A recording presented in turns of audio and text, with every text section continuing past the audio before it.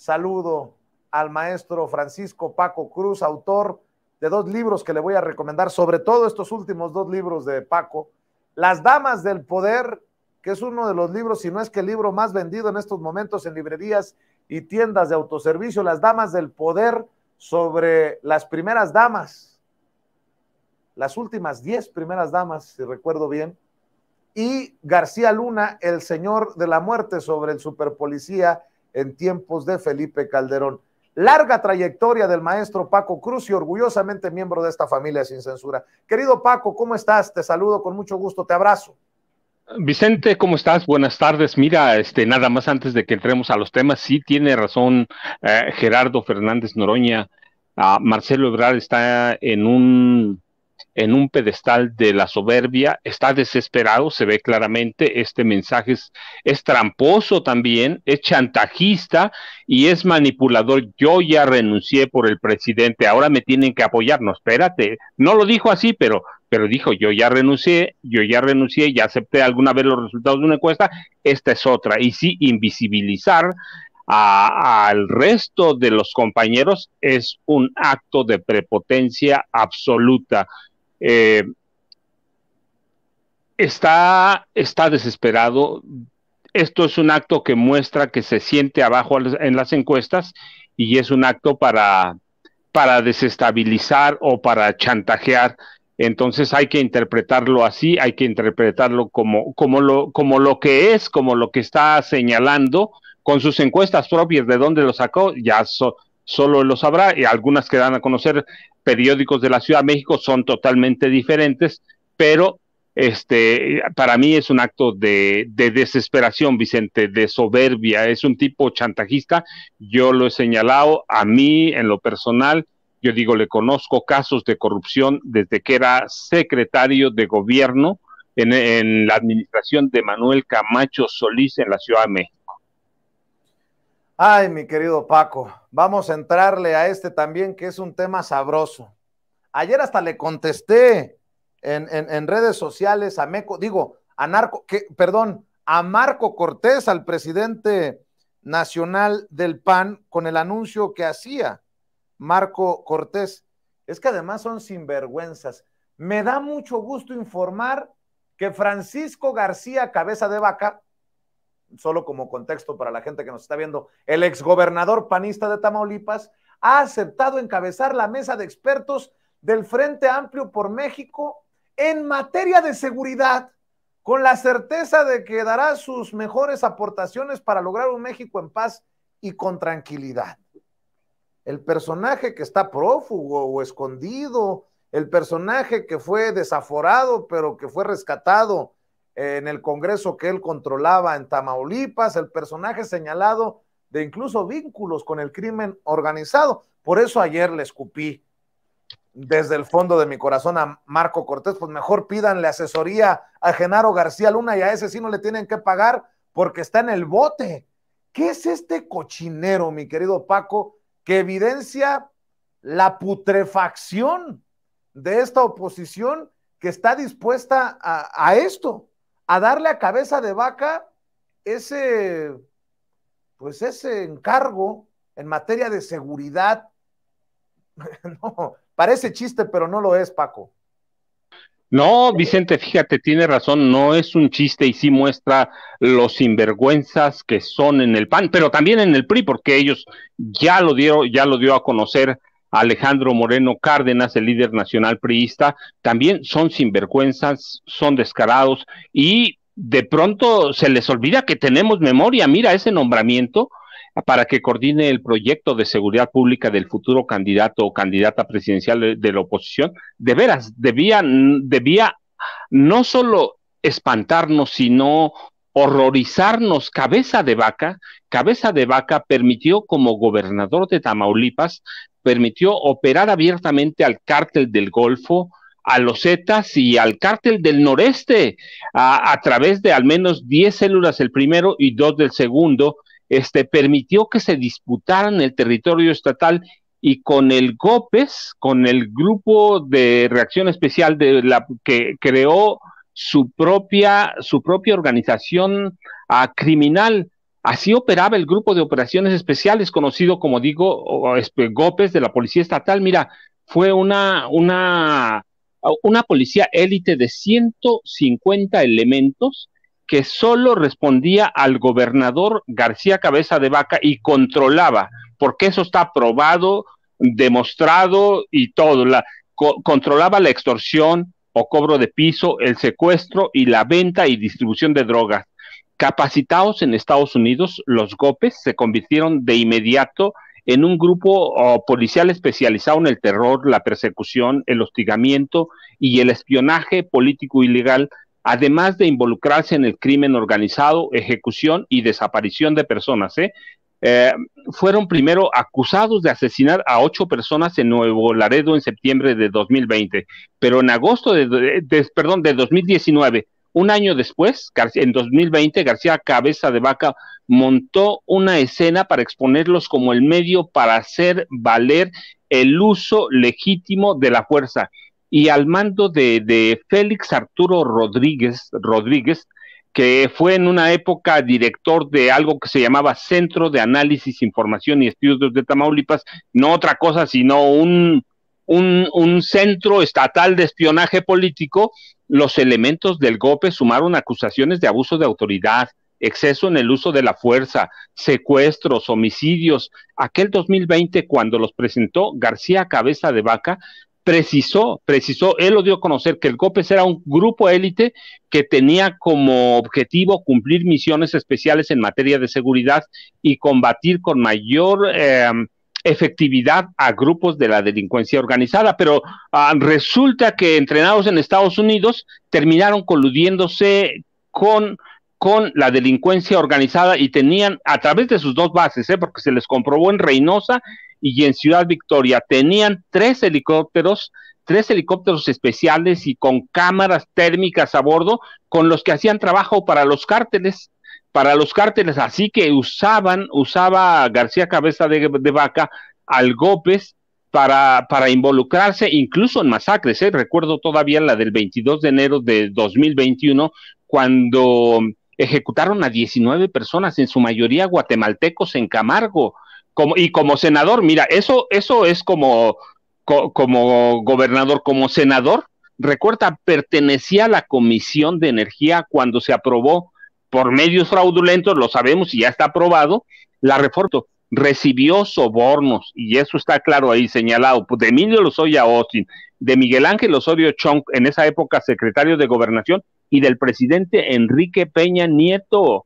Y a cambio, además de recibir unos millones de dólares, a cambio Peña le entregó la gubernatura de Tamaulipas. Pero mira, sus negocios turbios, los negocios turbios de Cabeza de Vaca, que le permitió hacer el gobierno de Peña Nieto, están más allá también del crimen organizado. Creó empresas fantasmas, trianguló fondos a familiares, y ya hay evidencia sólida de que en su momento y por la intervención de Genaro García Luna tuvo acercamientos con Joaquín El Chapo Guzmán. Y mira, en las sábanas de prueba que se presentaron en el proceso, recuerdas, de desafuero, que se le siguió en la Cámara de Diputados, se asentó, y lo voy a citar. Voy a citar a la Cámara de Diputados en aquel proceso de desafuero. Francisco Javier García Cabeza de Vaca, valiéndose de los cargos públicos, acumuló una fortuna millonaria y la destinó en parte a adquirir una treintena de propiedades ocultas en Texas, Estados Unidos, y en Tamaulipas, adquiridos entre 2005 y 2019, desde antes que fuera gobernador, coludido con el crimen organizado. Y tiene restaurantes, galerías de arte, residencia, ranchos, cuentas bancarias, es decir, un cúmulo de cuentas ocultas a través de prestanombres, principalmente de su círculo familiar, y su fortuna, calculaba en esa época la Cámara de Diputados, estaba cercana a mil millones de pesos, además de las cuentas que trianguló a través de paraísos fiscales. Y hay sospechas muy sólidas de que Cabeza de Vaca financió ataques directos a los hijos del presidente López Obrador a través de Carlos Loret de Mola, de Latinos. Así que quienes le rinden tributo a Alito Moreno, y Marco Cortés, pues deberían tener muy en cuenta que no nos hemos olvidado, que es muy reciente y que es un discípulo pleno de Felipe Calderón Hinojosa, de Felipe Calderón y de Genaro García Luna, Vicente. Oye, Paco, en la oposición están entre dar risa y echarnos a llorar de pena ajena, ¿no? Mientras colocan a García Cabeza de Vaca, Francisco García Cabeza de Vaca, en un liderazgo en temas de seguridad. ¿Qué me dices de Maru Campos, la gobernadora panista de Chihuahua? Parece otro chiste, pero no es. Maru Campos ha lanzado una colecta de libros de años anteriores para detener la distribución de los textos, de los libros de texto gratuitos, estos que son señalados como comunistas. Échalo, David, para escuchar a la señora. Necesitamos de su ayuda urgente. Busca en tu casa, en la de tu familia, con tus amigos, libros de texto de preescolar, primaria y secundaria de años anteriores, libros que ya no usen. Compártelos y llévalos a partir del lunes 21 de agosto a las escuelas de tus hijos. O si prefieres hacerlo de una vez, llévalos a los centros de acopio enlistados en la página chihuahua.gov.mx, así como en nuestras redes sociales. Y la segunda acción es que la Secretaría de Educación y Deporte ya está trabajando en elaborar materiales junto al talento y experiencia de docentes, asociaciones de padres de familia, especialistas y representantes de pueblos y comunidades indígenas, porque todos somos Chihuahua. Quiero reiterar el compromiso irrestricto de este gobierno para que nuestros niños reciban una educación de calidad. Estas acciones se toman pensando en el futuro de nuestro estado. Se trata de nuestros niños, se trata de la educación y el futuro de nuestra niñez y de que esta está en juego. Los chihuahuenses no vamos a permitir que desde el centro se le impida a nuestras niñas y niños aprender bien y puedan desarrollar sus capacidades y habilidades. Juntos vamos a defender la educación de nuestra niñez. Juntos sí podemos darle a nuestras niñas y niños libros que sí les ayuden a aprender.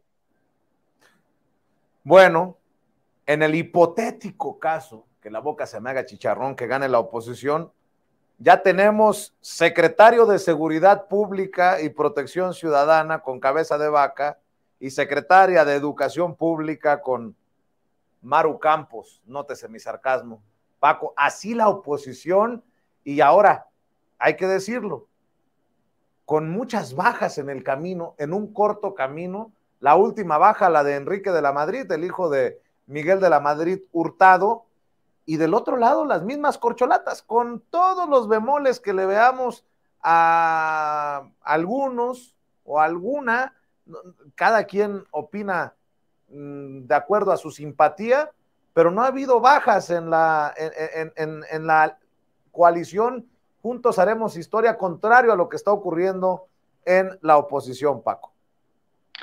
Mira, el caso de Maru Campos es muy especial porque recuerda, ella fue la que presentó la controversia constitucional por los libros de texto gratuito. La verdad es que primero, pues se ha montado en una campaña que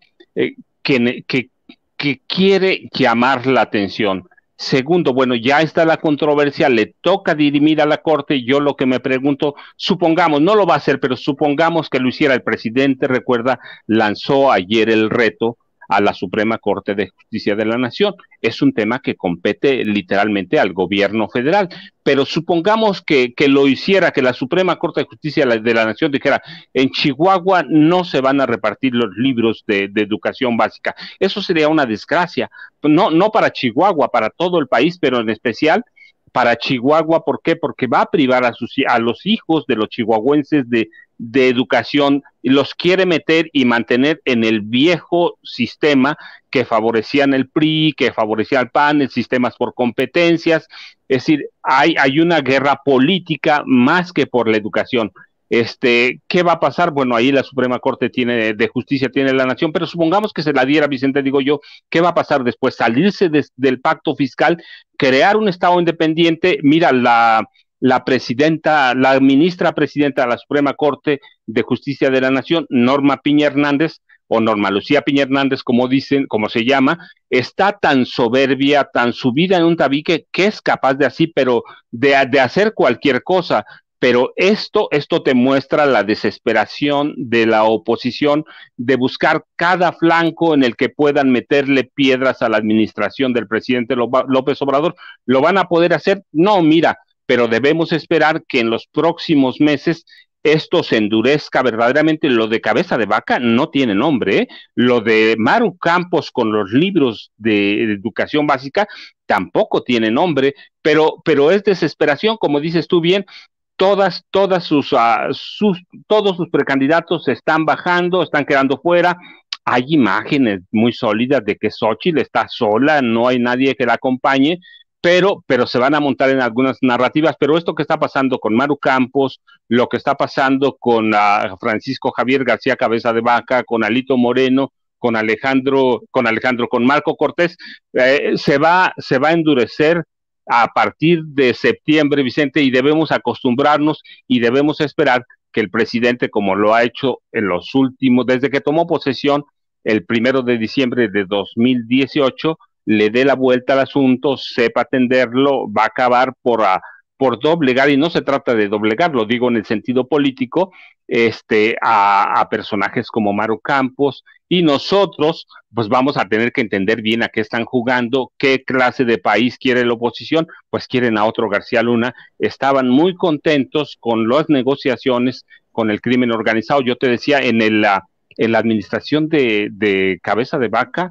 en Tamaulipas negoció él con todos los cárteles del crimen organizado. No solo hubo acercamientos con el Chapo Guzmán, también hay evidencia sólida de que en algunos municipios negoció con el cártel Jalisco Nueva Generación. ¿Quién es? García Luna. Pero tenemos que esperar a que se endurezcan estas posiciones, Vicente. Yo creo que no va a prosperar lo de Maru Campos, pero la ministra presidenta de la Suprema Corte está subida en un tabique, es una mujer prepotente, es una mujer que ha dado muestras de proteger al crimen organizado, ha dado muestras de proteger al grupo de Genaro García Luna, al grupo de Felipe Calderón Hinojosa, así que hay que esperar cualquier cosa, Vicente. Oye, Paco, pues me encanta siempre que estés aquí con la audiencia de Sin Censura, con ese compromiso característico.